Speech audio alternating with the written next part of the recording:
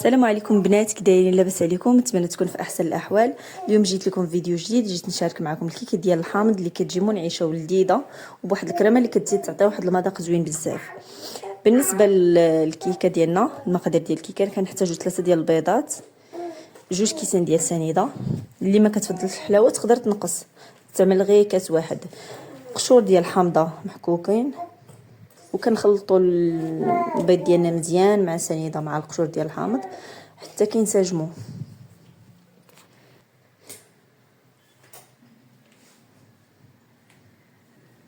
من بعد كنضيفوا كاس ديال الزيت وكنستمروا في التحريك حتى كينسجم لنا كذلك مع الخليط ديالنا. عاد كنضيفوا كاس ديال الحليب. بالنسبه لكاس ديال الحليب تقدروا تعوضوه باللبن، تقدروا تعوضوه بكاس ديال الماء حتى هو راه الكيك كتجي زوينه، وكاس ديال دانون كيبقى لكم على حسب الموجود اللي عندكم. انا ضفت كاس ديال الحليب حتى هو كيزيد يعطينا هشاشه زوينه.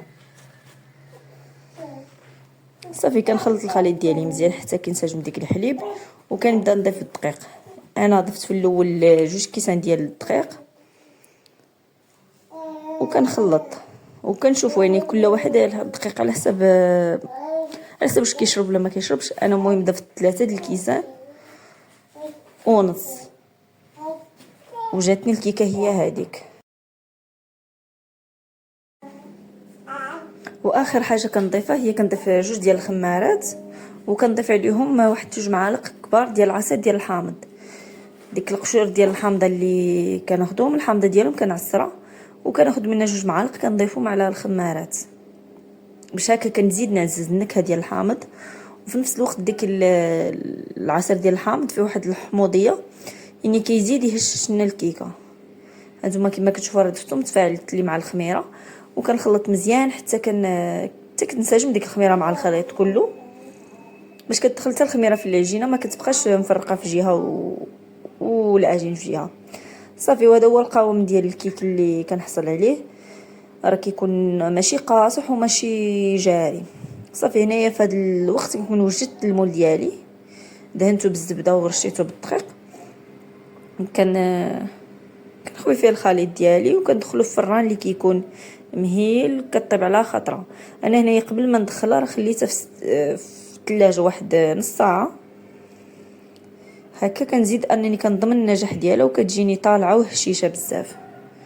كما قلت لكم بالنسبه للفران كيكون ناقص بزاف وبارد، كندخلها عاد كنشعل الفران. وهذه هي النتيجه اللي كنحصل عليها. نتوما الكيكه راه كتجي طالعه بزاف هشيشه وناجحه وناجحه وزعما ولذيذه بزاف. بالنسبه للكريمه اللي قلت لكم غندير هنايا درت كاس ديال الحليب، كنضيف عليه معلقه ديال سنيده وكنضيف معلقه ديال النشا. بالنسبه لهاد الكريمه يعني اختياريه، تقدروا ما ديروهاش تخليو الكيكه غير هكاك سامبل حتى هي كتجي زوينه.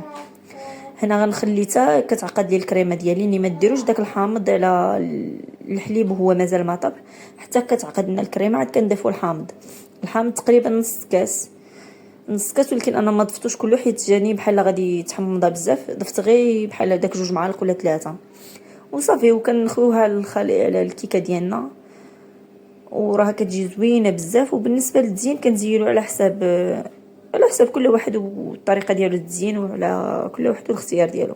انا زينت بقليل ديال القشور ديال الحامض وواحد الطريفات ديال الحامض هكا قطعتهم في النص وزينتها. نتمنى انها تعجبكم وتجربوها، راه كتجي لذيذه بزاف. الكيكه الحامض صراحه كتجي زوينه بزاف، ولا في المذاق ولا في الشكل والمذاق ديال الحامض راه كيكون مفضل عند كل شيء.